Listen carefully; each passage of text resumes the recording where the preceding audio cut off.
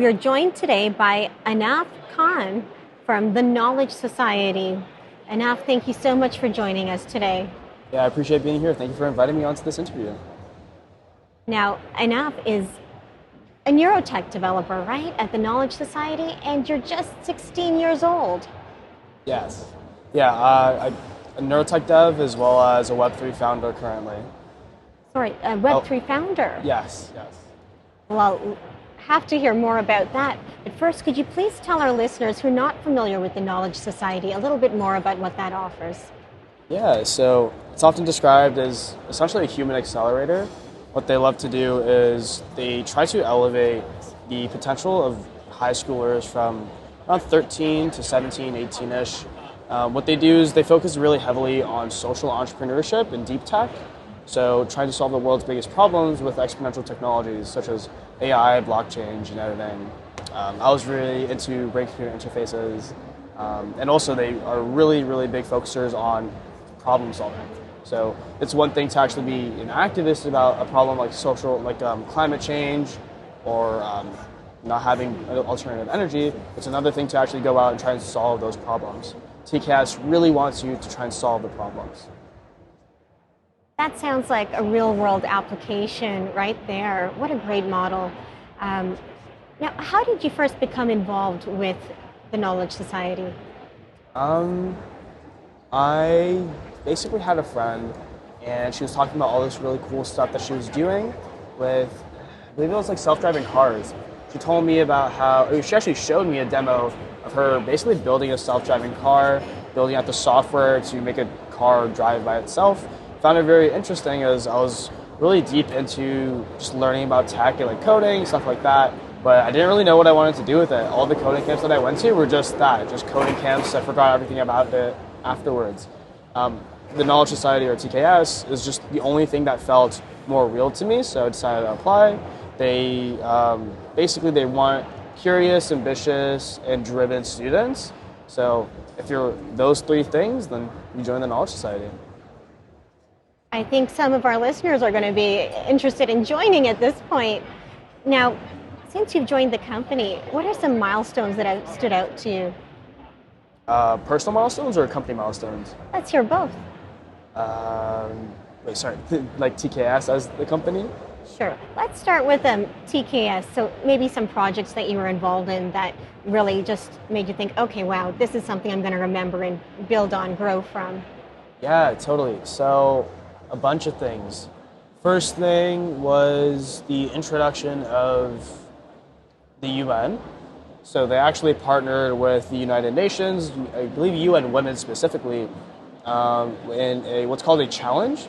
So TKS does a bunch of consulting challenges so that you can actually learn how to solve problems in the real world, not just case studies, as the real world has a level of complexity that can't really be captured in pen and paper. So what we did was we had specific problem statements that the UN wanted to solve. The problem statement that we chose was specifically around bringing women into the digital economy. So how can we do that? And it seems like a very simple problem statement, but it's very deeply layered with misogyny, with poverty, with the lack of access to internet and electricity, with femicide sometimes, where that was a really big milestone for the company as well as me, where I grew up living in Toronto. Like I grew up in one of the best countries in the world, having access to basically everything that I needed because my parents immigrated to Canada, sacrificed so much for me to live, and it's like, this is exactly what I was basically saved from. I felt super sheltered just learning about the tragic lives that these women had to face simply because they were women. In El Salvador, one woman is actually killed every 24 hours simply just for being a woman. It doesn't make any sense to me. Well, I shouldn't be smiling about that, but it just doesn't make any sense. And in Cambodia, which is where I was building the project, it was that women actually could not leave their house without their husband, or else they'll be shamed for being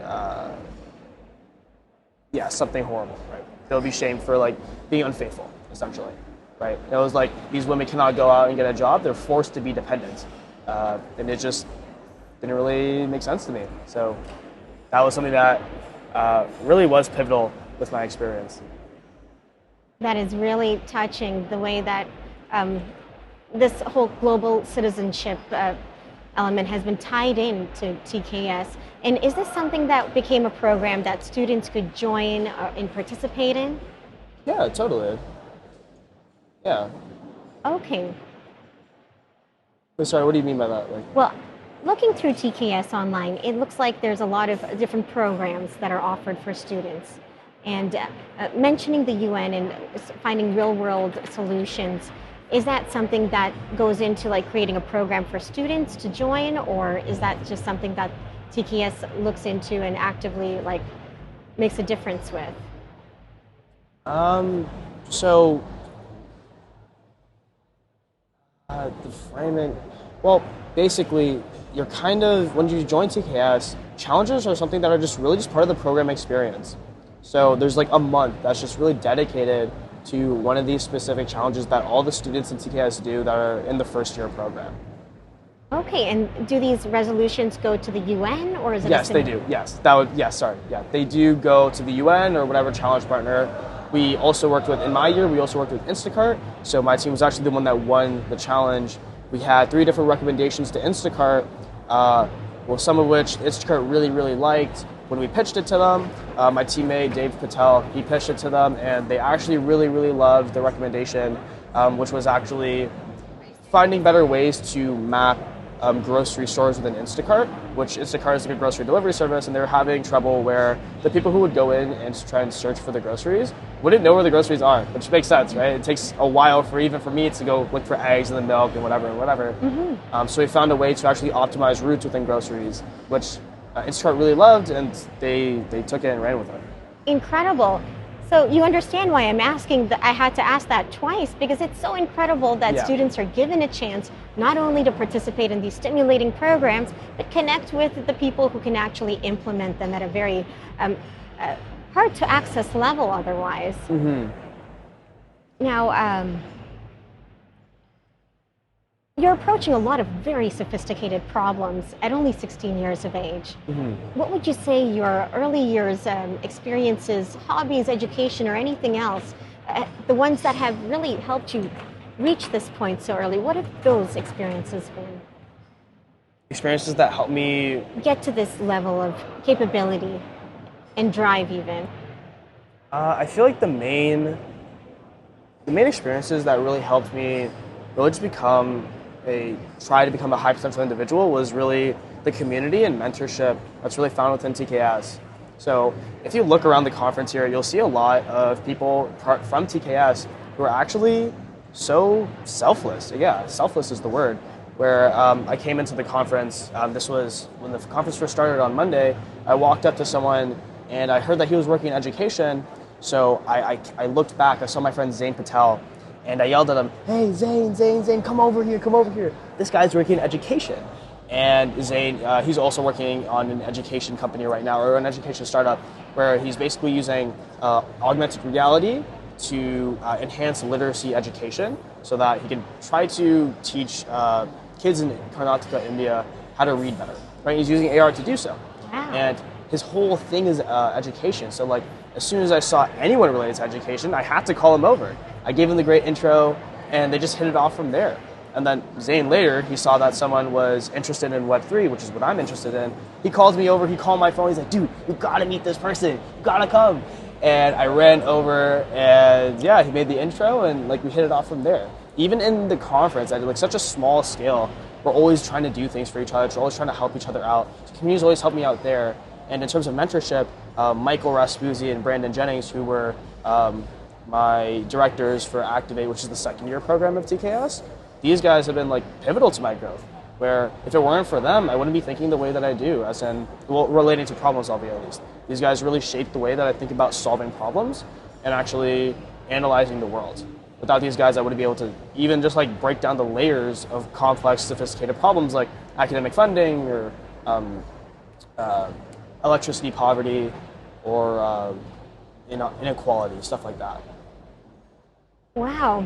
The power of networking and the right partnerships, the right community to really bring out that inner ability to pass a lot of frontiers of potential. Now,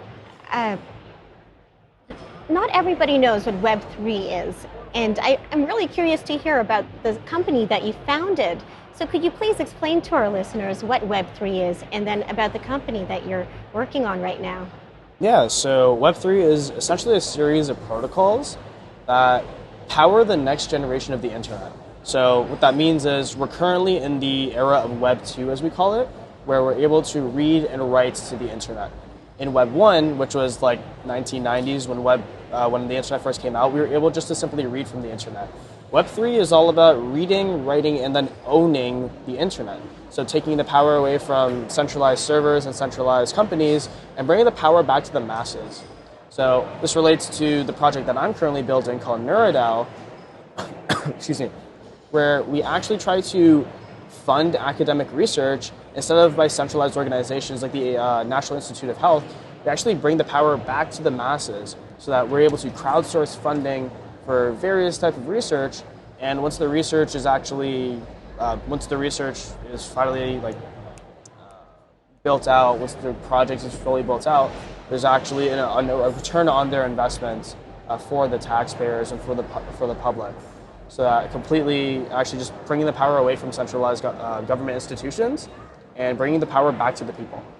That is such a sophisticated and fascinating concept. I'm very interested to follow along. And for any of our listeners who do want to see the evolution of this company you're working on, is there any where we can visit, social apps or anything of the sort? Yeah, I believe Twitter is probably the best place.